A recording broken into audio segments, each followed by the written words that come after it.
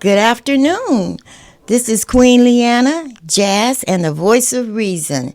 And I'm so happy to be back here with you today, or if it's evening for you, or morning. However, we are connecting and we are going to spread joy and positivity in your life and bring your frequency level up high so you can function in this mad, crazy world we're living in today. To take some deep breaths and to calm down and to flow through life. I have a wonderful guest with me today, Dr. Rashied Jibri. He is Los Angeles' own native that was raised here in LA, went to college, and soared in his career, in his search for knowledge, in his search for wisdom. And he's doing wonderful things in the community with uplifting people that he comes in contact with. Dr. Rashied Jibri graduated from Los Angeles High School and went on to get his master's degree at Santa Monica University. And then he got his PhD doctor's at the University of Sedona.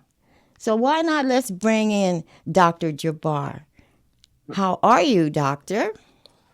I'm fine. Blessings to you, Queen Leanna, and thank you for having me. Oh, that's Uh, so wonderful. I'm so happy to see you. Dr. Jibri, is it? Okay, Jibri. I'll get Jibri. it straight. I remember you as that young man that was friends with my brother and watching you guys navigate through life. I love watching you grow, Dr. Yes. Jibri. Okay, so tell me about what you like to do with the rest of the time you have here on the planet. What would you like to share with people? Well, first of all, my intention is to grow in spirituality myself, Yes, and as I do that, I will share that with those who are willing to uh, be on that journey with me. yes. And I had been involved in spiritual growth for many, many, many years. And from teaching meditation, teaching yoga, and now into sound healing. That's So wonderful. it's been a beautiful journey, and I'm still on that path. That's wonderful. You have a wellness, a Black Earth Wellness. Is it a foundation or a study group, or how does that work? You're No, with just it is my practice. uh huh. I'm a certified sound healing practitioner. And Okay. so I do sound healing treatments at the office here in Pasadena. And been involved in that for about 6 years now. And it's been very beneficial to many people, and because it addresses many things on a very, very subtle level. So I had clients who come in with who are frustrated about the way the life is. They have anxiety and depression, or they may have some physical or mental and other medical conditions. Because the beautiful thing about sound healing, that it deals with harmonics and Right. brings the body into balance. So no matter what is going on with you, you're out of balance if you're not fully aware of you have some type of disease or whatever. So in fact, disease means This dis-ease. ease. And Yes. so sound healing just a matter of just bringing everything into Uh, balance and allowing the body to heal itself. To align with Yeah. frequencies, is that what it is? Because and you can help me with this. I know that with the sound healings you use the Tibetan singing bowls and some Yes, people use the or Himalayan singing bowl, yes. Himalayan singing bowls. And some people use the crystal singing bowls. And each note has different frequencies, right? Is that correct? That is correct. And what it does is align the body with that frequency. Well, it no, well, it permits the body to align itself with its own frequency to establish the healing. See, so I will play the bowls And that sound itself will entrain the body to that sound, and then the body will begin to have its own frequency, its own balance, its own harmony. So I just facilitate the body's desire to be in harmony with itself. Oh, I see how that works. So, but the body vibrates with the frequency that you're playing at the time. Well, not necessarily vibrates, but attunes. Attunes. Yeah, attunes to the sound. Oh, okay. And and depending upon what is going on with you, for example, if you're in a depressed mood, I would play bows that have a higher pitch to bring your consciousness up, to Up. settle your body upward. And if you have a lot of anxiety, then I play bows with a deeper voice to allow yourself to come down. Oh, interesting. Yes. Interesting the way you explain that. And you mentioned you consciousness. We're all conscious beings, and that is what we have to be aware of. The more conscious you are, the more awake you are, right? Would you get into that a little bit? Well, yes. Consciousness is all that there is. Everything Yes. has consciousness. I don't care if it's a rock. There's Yes. consciousness there. Because consciousness is a foundation of all of existence. And sound is the language of creation. Yes. Everything begins, like it says in the beginning, there was the word. The word. That is Yes. the sound. In the beginning, there's that The sound. word. And Right. everything grows out of that. And what moves that along and what determines the manifestation is consciousness. So we are all consciousness with everything. All of this is nothing but that, and all of this is that, and that we are. Yes. So it's a matter of making that connection, because many of us who move through life, we forget about that connection that we have to consciousness. Now, you can call consciousness many things, depending upon your spiritual path, because there's all different words that mean the same thing. You can call it spirit, some people call it Amen. God, what have you, but Source. it's Yes. consciousness. And it's just a matter of aligning yourself with that. So you may know spirit, I understand what it is, but it's a matter of integrating that spirit within you in order for it, in order for you to utilize the full value of the spirit to gain that balance. So it could be any type of spiritual path that you have with the intention of aligning yourself with the natural flow With the of natural life. flow of life, which is Yeah. connecting you to the higher power or God, Allah, Yeah. nature. Right. And that is the healing energy, Yes, whatever name you give it. whatever name.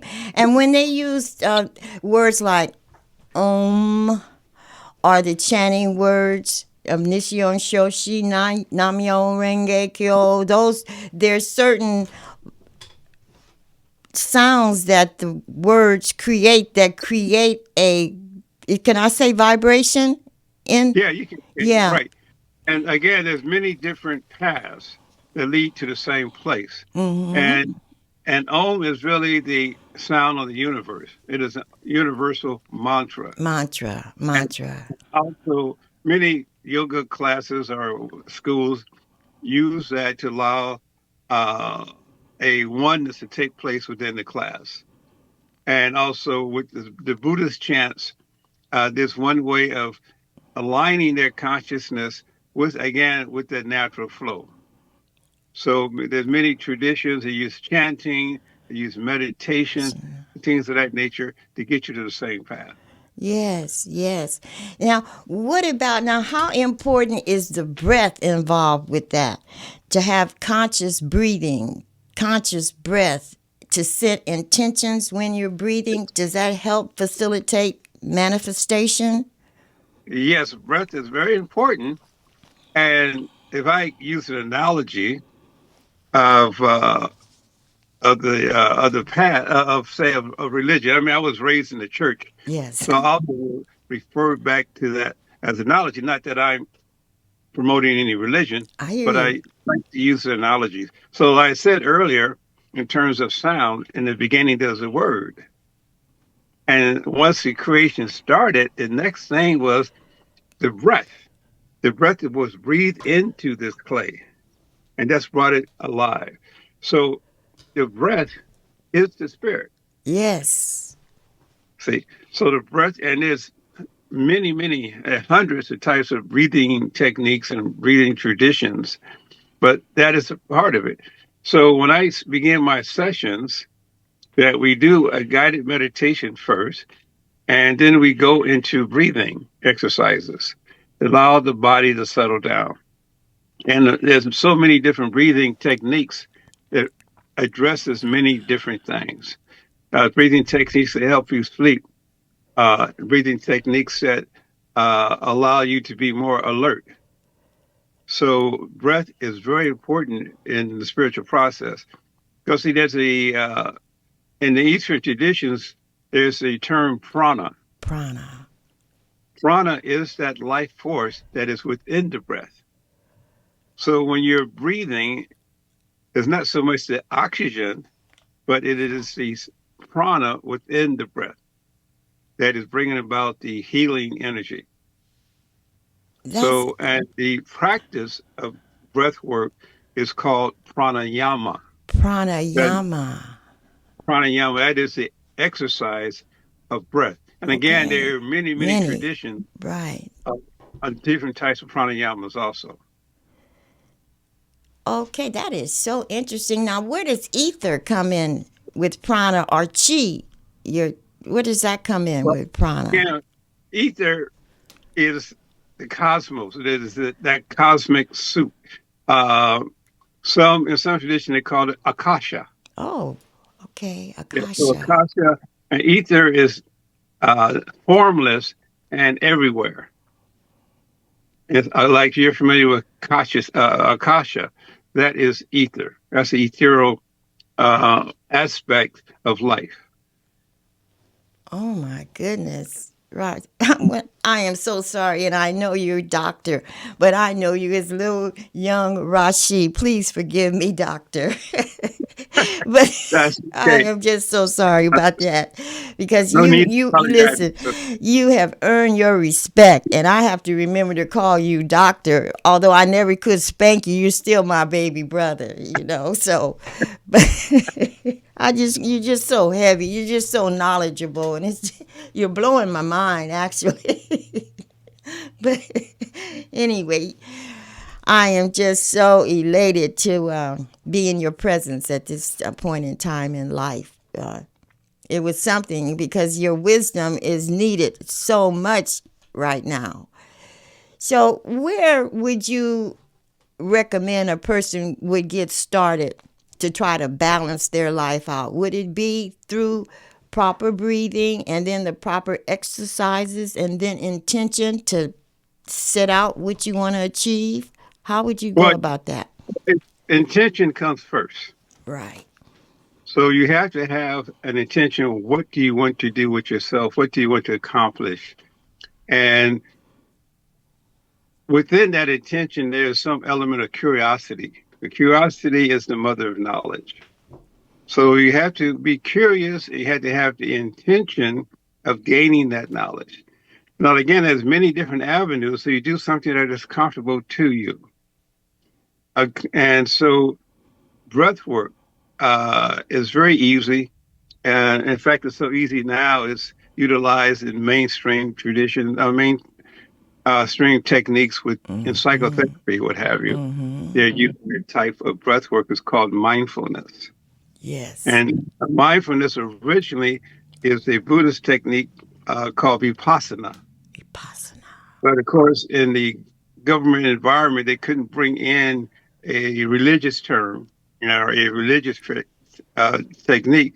So they modified it where it appears to be very clinical, and they call it mindfulness. Mindfulness. But at its roots is vipassana, and which is Okay. a breathing technique that brings about all breathing techniques bring about relaxation. Yes. And Yes. that's the basic thing. And then you can direct that breathing to whatever intention that you have. So like I said earlier, if someone wants to just have a good peaceful moment, it's just a easy breathing in through the nose and out of the nose. And for example, for mindfulness, it's very simple. And it's a matter of breathing into the nose, out of the nose, and counting to 10 each time you inhale. And you get to 10 and go back to one, you're counting your breaths. Only the inhalation you're counting. And at some point, you may forget where you are and you start to drift away, which is a good thing. But Yes. don't try to remember where you left off in the count. Just go back to one and continue.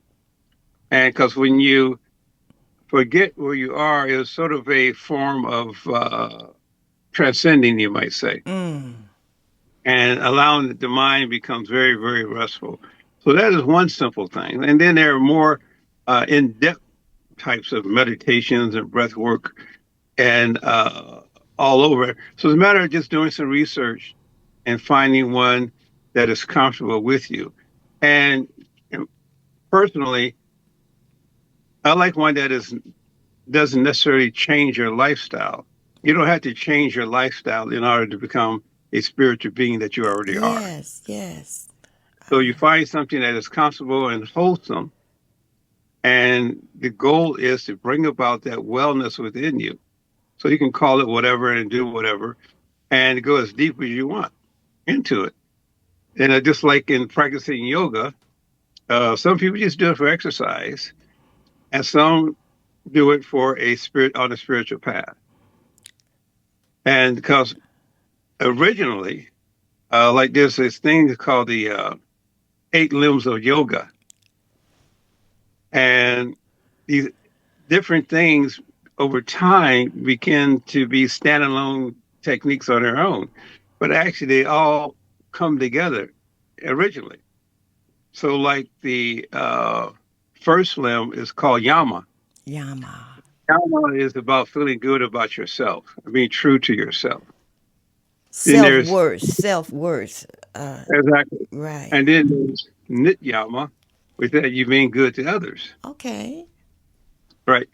So then the intention is to meditate. So you have that mindset of goodness for yourself and others. And then you decide to sit and meditate. And that is called asana. Asana. That means simply position.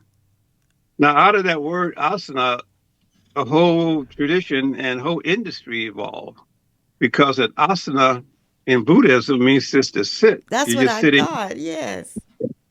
But in yoga practices, you're doing all types of yoga exercise positions, a variety of positions. In fact, there's a lot of people who do yoga may not even be aware that it is just one of the limbs of yoga. And there's all types of yoga positions.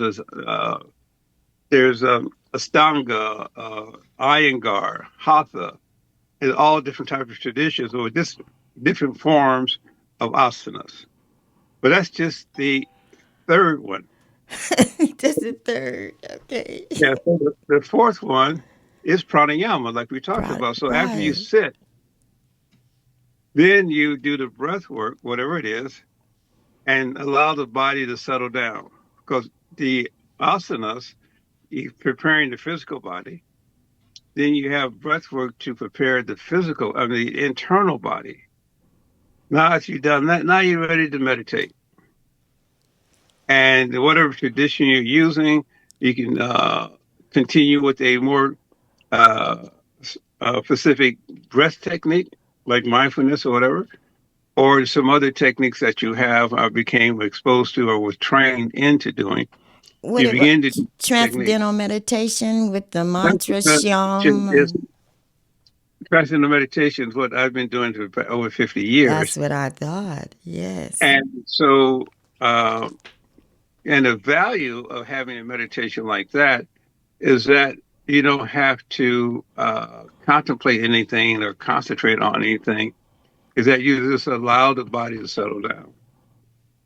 And so that one is called, well, let's skip one. So after you had the breath work and you sit down and you set your intention, and that is called Pratyahara. And a lot of traditions evolved out of that. and like people started concentrating and holding their mind and doing all those things. But it's really it can be very easy, just a matter of having the intention to meditate. And then after that, everything is more spontaneous and different. The remaining limbs or steps of yoga is very spontaneous, and to the point that you reach what is called samadhi in some traditions, that is called transcendence.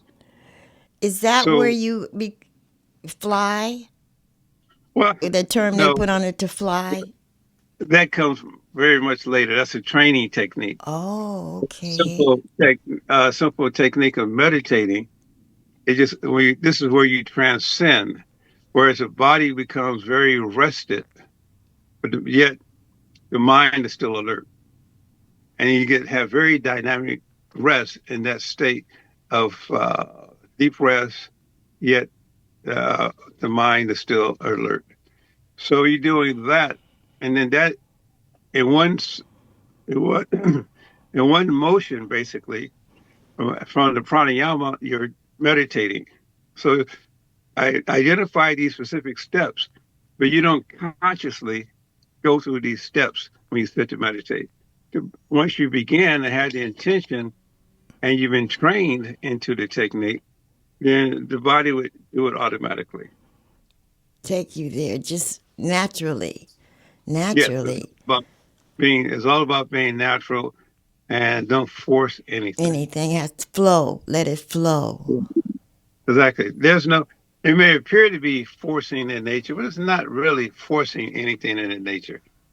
And just like the example I use, you may see this little twig, this little weed growing up between the sidewalk. Mm-hmm.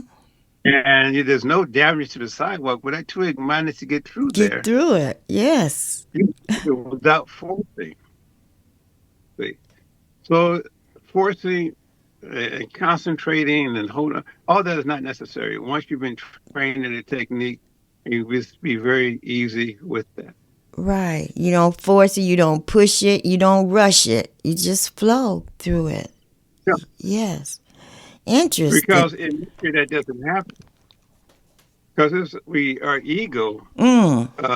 sort Mm. of causes us to force things and Yes. try to do things. In a But hurry. again, allow the natural flow of life to take this. So in other words, you go beyond the ego. Mm-hmm. Mm-hmm. You have to leave it at the door. Step aside. Put it to rest. Right, Yes. right. But now the ego has its own role Oh, because yes. when you choose to get on a spiritual path, that is your ego choosing To for the do spiritual path. that. Yes. Right, right. So it's like you're going to take a boat to get across the lake. So the boat, let's say, is your ego, and you get across the lake, and the other side of the lake is say is where you're going to want to be spiritually. Then you just leave that ego at the shore and go on into the and Relax. Yeah. yeah. Yeah. So the ego will get you there, but you don't hold on to it. You leave the ego. It keeps you alive, the ego. Oh, yeah. The Yes. ego is very important, Mm-hmm. Mm-hmm. and it is can be your champion, or it could Yes. be like, Are or your like a, worst enemy? yeah, a double-edged sword. Yes. Yes. Because the ego can cut the way for you, and the ego can also cut you down. Yes. Yes. And it would be so wonderful if life could be that way where you could leave the ego aside. But a lot of times when you go outside, you have to have your ego right there when you're driving down the street, or say if you're going to go swimming, you don't want to drown, right? Or you step off a curb, you don't want to get hit by a car. But at the same time, this materialistic world that we live in and monetary gain has caused a lot of people to lose sight of the spiritual side and the spiritual side of themselves as being gentler and kinder and more loving. How, Well, the thing is, when you go, the whole thing about the spiritual path is giving you a greater awareness. mm-hmm, So of course, when you go outside and you see adversity, but you have a greater awareness of what is real and what is real within you. So the matter of having that awareness, that is what the expansion of consciousness is, simply is that increasing your awareness. Awareness.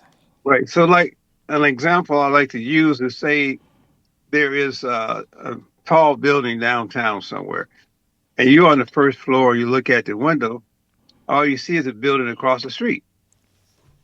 Let's say that building across the street is a 5-story building, and the building you're in got 10 stories.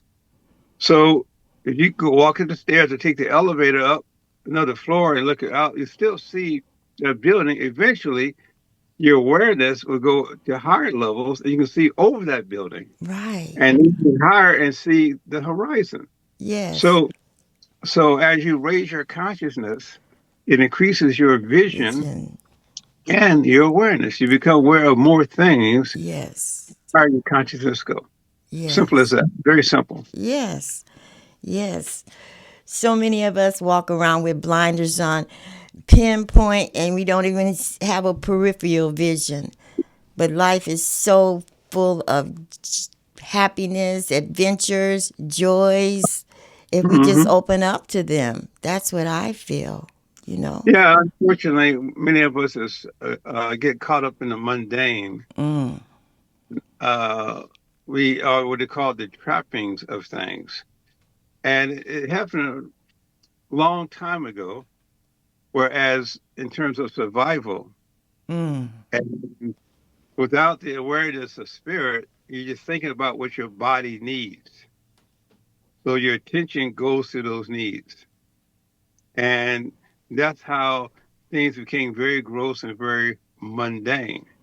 And yes. so what can I do? Mention to some people who, and they sort of understand it, sometimes they don't. Because when we got caught up in survival, Mm, and then, so in one thing, simple thing in survival, we have to eat. Okay. And so since we have to eat, our intellect goes around and finds things for us to eat. And we end up getting what tastes good to us. And that thing, it tastes good, may keep us sustained, but it may not be the best thing. mm, See, so now modern man had gotten so far away from eating what is good for you to mm-hmm, eating for what's good to you. And that's what I call lustful eating. mm, mm-hmm. See, and rather than eating for light, you're eating for lust For of what tastes. lust. Yes. And fortunately, nowadays, since there is a higher consciousness evolving around diet, there are a lot of good things to eat out there now that do taste good. Yes. Yes. Now, because I remember way back in the day, you couldn't Mm, hardly find a health food store, or anything that if you chose to become a vegetarian, you had to do it. You're on your own. that's right. And some people frown upon that in one Yeah. point in time. But nowadays, some of the major restaurants Are offer, vegan. so it's not hard to do now. That's It's right. not your consciousness. And you, And I'm sorry. Go ahead. no, no, say, remember, your body is your temple. Yes, it is. Yes, it And, is. and, and what you are is what you eat. What you eat So it's a matter of you're concerned about your own evolution spiritually. You have to take care of your temple. is what you put in that temple. That's Yeah. right. That's right. That's right. And that brings me to, I thought about herbs, the medicine, the pharmaceutical companies are killing people. And the advertisements where there's certain natural plants that can heal you just as well or even better than some of the pills that they're selling in the drugstores. I Well, believe. you have to look at the history of the pharmaceutical industry. Mm-hmm. Way back in the Wild Wild West, you had these guys in these carts. They're The selling, medicine man. they call it snake oil. Yes. And they did come up with herbal remedies, not remedies, but herbal potions that made you feel good, but didn't cure you, Mm. made you feel better. I mean, that's how Coca-Cola and Pepsi-Cola got started. It was Mm-hmm. something that made them feel good. So the pharmaceutical is in the business of making you Feel feel better, good.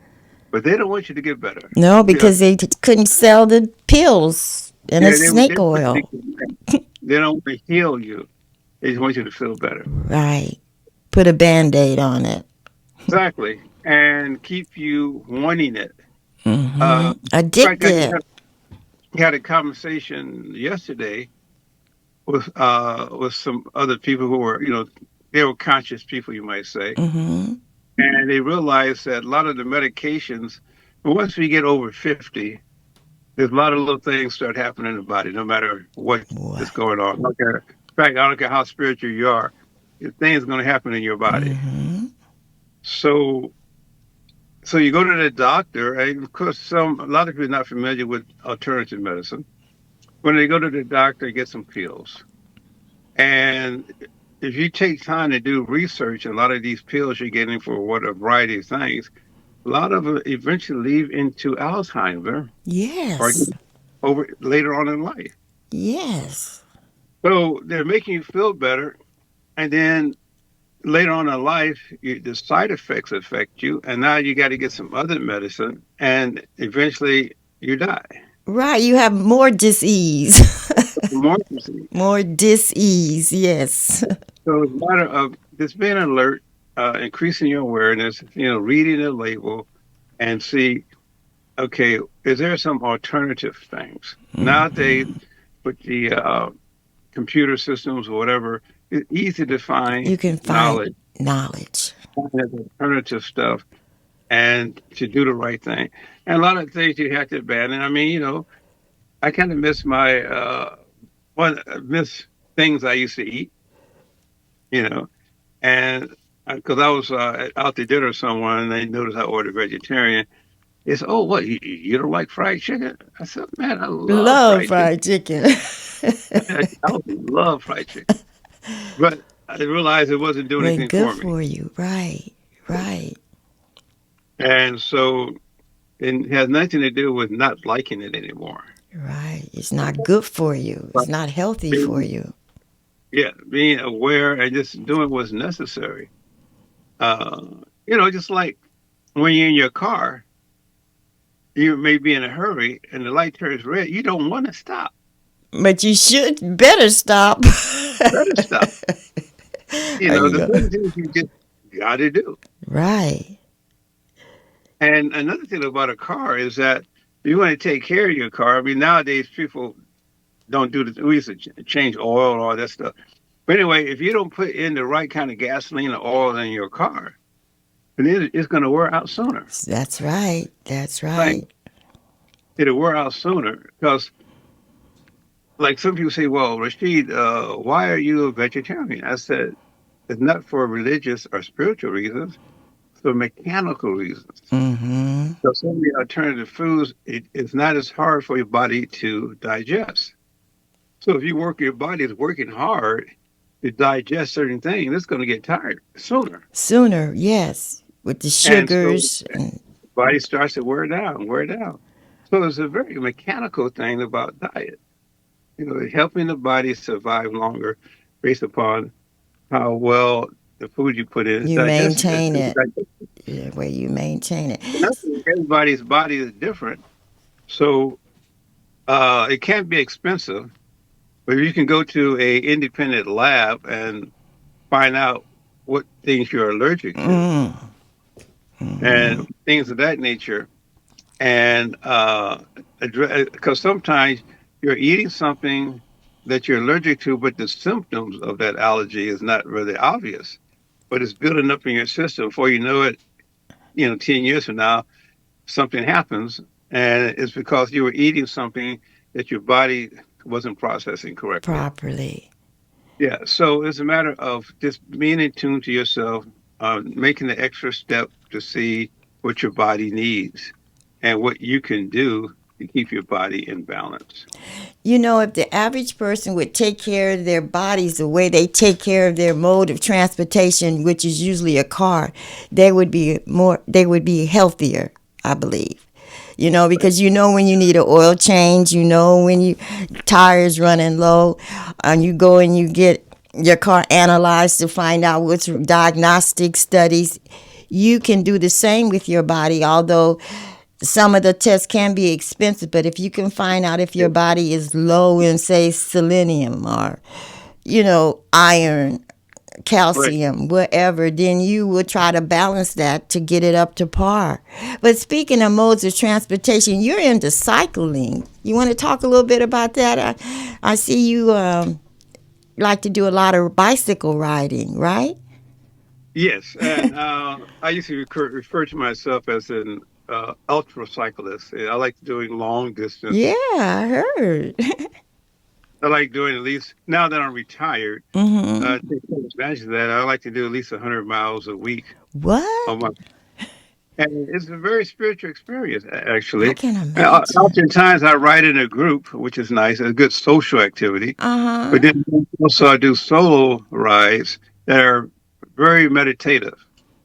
With where I live here in Pasadena, I'm close to two river bike trails. One Oh, goes that's to Long nice. Beach, one goes to Seal Beach. Oh, And I can just wow. get on the bike and I'm in no hurry. I can be very meditative, be in my mind and think about things, doing planning and processing things as I ride Right. the bike. So it could be something very good and meditative. At the same Yes. time, is something your body is getting the The proper exercise. exercise, yes.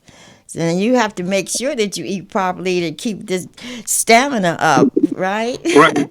It all comes together. It's all one thing. And that the body, the mind, the spirit. Mm-hmm. And you It's a matter of keeping them all in balance and in tune with one another. Body, mind, and spirit. that's right, the threefold. That's Right. right. And oftentimes, and just about every religious tradition has a trinity. Mm-hmm. Three. And Yeah. there's something about the number three. Yes. And so I just use that as body, mind, and And spirit within spirit. my own life. And making sure each one of those things get equal attention. And they connect. They connect, don't they? Exactly. I can look at you and tell they're connecting. You look so healthy. Yes. Thank you. You're welcome. You are welcome. What about the chakras, the energy centers, doctor? Tell me about what you know about our. Well, there's more than seven chakras, right? Well, yeah, in some traditions they do have that, but there are seven main chakras within the body. The Mm-hmm. other chakras are outside the body. Outside, right? Many different aspects of ether or what have you. But the energy centers within the body are very important that they are balanced and also in alignment with each other. And so I don't know how deep you want me to go into it, As deep as you but like. but so in the very beginning, so it's very simple in a way. Is that you start from the root chakra, which let's Right. say is at the base of your spine, and that is known as the foundation. So you begin at that foundation, and as the energy rises from that foundation, the next chakra is the uh, second. I'm sorry, the chakra, the second chakra, and that is one of reproduction. Mm-hmm. Okay, and so survival of the species, you might say. And so that's the next level. Then the third level is in the Solar solar plexus, plex, right? Yes. and that's what's called the furnace area, whereas sort of the heat sort of builds up. So those first three is like they call them the animal chakras, because it's all dealing with The the body. foundation of the body, the growth of the body, and the protection of the body. Because also in the solar plexus, you're dealing with fight or flight. Yeah. So That's the where you animal feel fear in your stomach. Yeah. instinctively, the animals go through their process of survival. All three of those are involved in survival.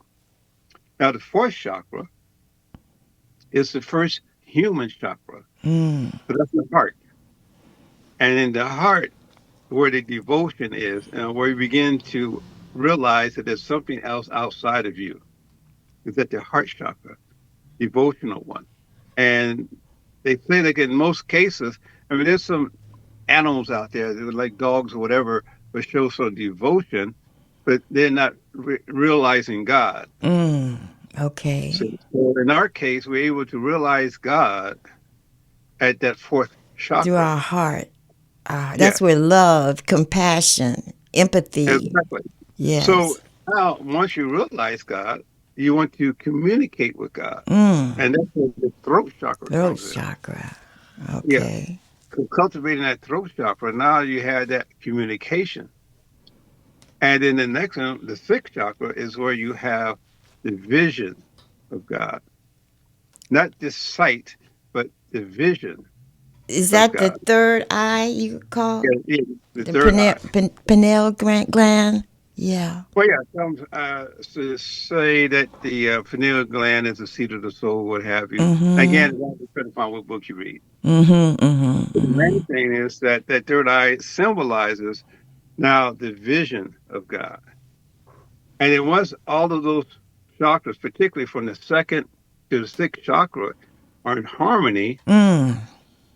then once again in total harmony, then you have illumination. Okay. And illumination of light, that is your crown. Yes. Top So of the there's your head. crown chakra. Yes. Now, that is sort of a mundane explanation of it, of the chakras. And others, they would talk about how the Kundalini rising, and it takes on different qualities as the Kundalini rises. But certain chakras are maybe closed and inhibit the Kundalini rising. So the Kundalini is like the what they call the Shakti, or where the serpent is coiled. And then where's the heating of that coil or the base chakra, and it begins to rise. And then it takes on pranic energy in the second chakra. And pranic energy and sexual energy is the same thing. Okay. All Yeah. right. And it takes on that energy in the second chakra. And then it goes up to the third chakra and takes on more energy. What Energy. the flame is even hotter. And now it has that energy going there. And now it has to, at that point, the energy turns to the fire of bliss. Okay. And that's where in the Yes. heart expands and that bliss melts the heart and opens the heart Opens the so you heart. can be more aware of God. Yes. Yeah. Yes. And Yes. then you begin to commune with God on the next level through the throat. And then there's a vision of God. The vision of And once God. you have, see, back in the day when someone became enlightened like that, they did have a glow. A That's where glow that's where that halo around around angels from. pictures of Jesus or angels. And sometimes you'll see pictures of the different saints. They'll have a big red heart and pulse like it's pulsating. And But then way back, the leader, someone who became enlightened, they became the leader. So people could visually see their crown aura, of light. some people, yeah, Well, the glow. No, there's a difference, you're going to not- say, right? but it's the crown chakra illuminating. And now that art was lost to the point where now they had to make golden crowns to put on someone's head. Okay. Well, didn't have to do that because they had it They had naturally. it naturally.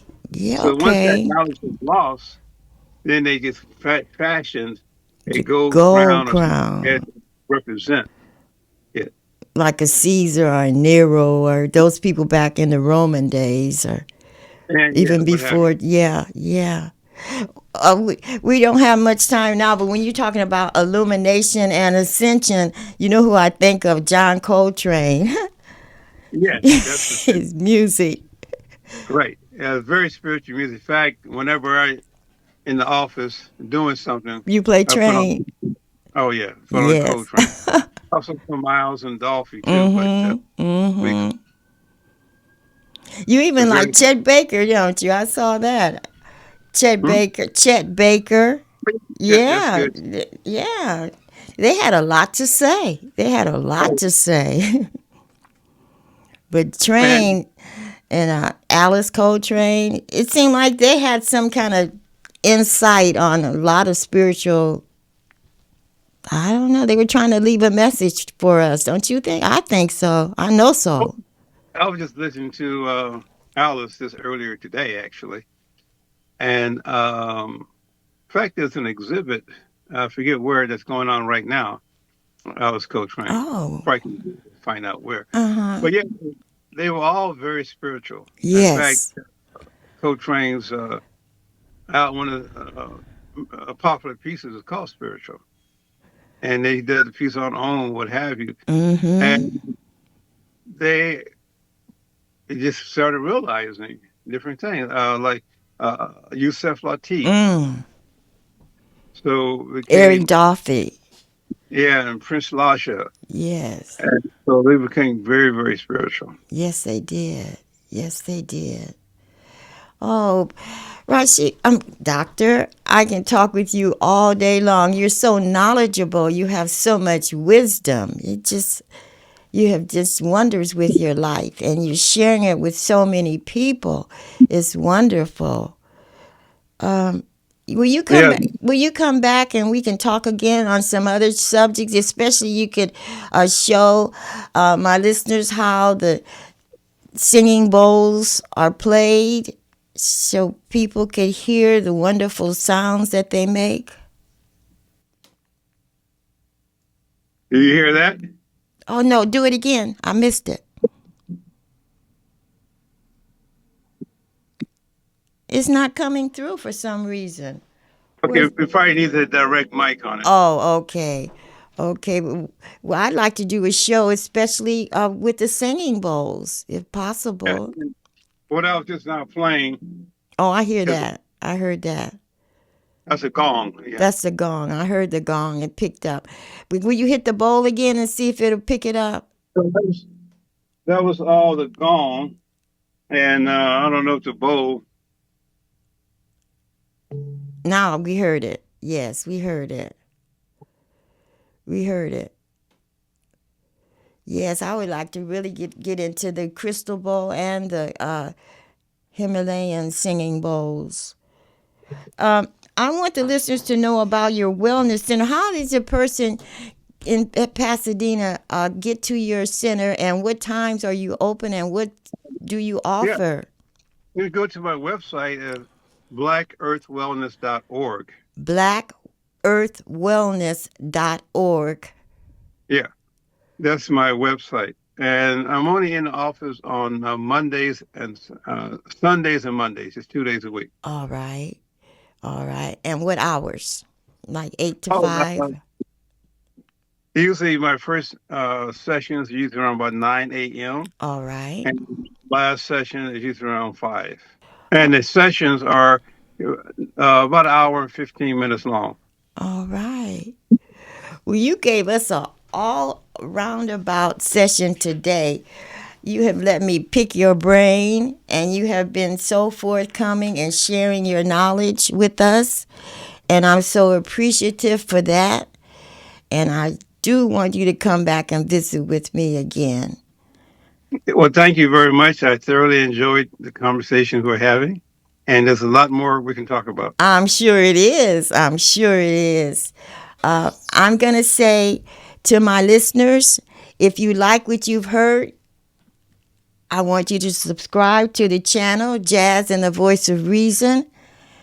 And let me know if you have a comment or two, and maybe you'd like to add to our conversation. We'd love to hear what you would like to share with other people. I'm Queen Leanna, and this is Jazz and the Voice of Reason. Peace, love, and keep breathing slowly. Stay safe and stay alert. We're out.